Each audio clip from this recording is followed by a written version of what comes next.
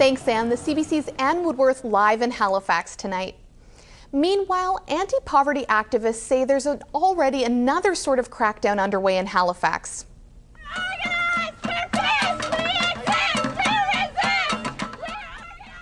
They say panhandlers and so-called squeegee kids are being unfairly targeted by police. This afternoon, they marched through the city to protest what they consider a campaign of intimidation against the poor and the homeless. The police are using a few different tactics to sort of criminalize people who make their income panhandling, squeegeeing. One way is that they've been banning people from public property under the Protection of Property Act. They've been disproportionately enforcing city bylaws like loitering and jaywalking and that sort of thing against these people, as well using the Motor Vehicles Act, targeting people for, improper use of the crosswalk or traffic violations to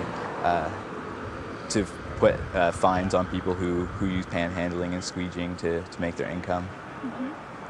And how do you think Halifax compares with this, compared to the rest of the country? Because we were talking to some street youth this morning that were squeegeeing, and they said it's not as bad here as they've experienced in Vancouver or Toronto. Right. And have you been hearing that? Or Definitely, and I think it's a direct cause of the fact that in Ontario and British Columbia, both provinces have a piece of legislation on the books called the Safe Streets Act, and that act is pretty much identical in both provinces, and it gives increased powers for the police to charge people who they deem to be aggressively panhandling. So in downtown Toronto and downtown Vancouver respectively, when the Safe Streets Act came in the last number of years, you saw like a total social cleansing of the downtown, people being fined multiple times, people even going to jail for panhandling.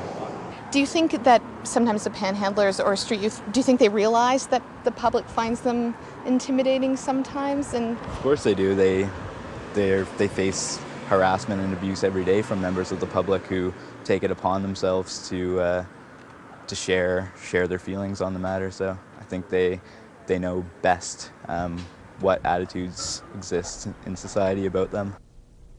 Police in Halifax say there's no formal crackdown on panhandlers or squeegee kids underway. They issued more tickets than normal last month, but they say that's because it was Crosswalk Safety Month, and they were ticketing people who were jaywalking or impeding traffic. City Councillor Steve Stretch says panhandlers and squeegee kids who approach motorists are a growing problem in Metro.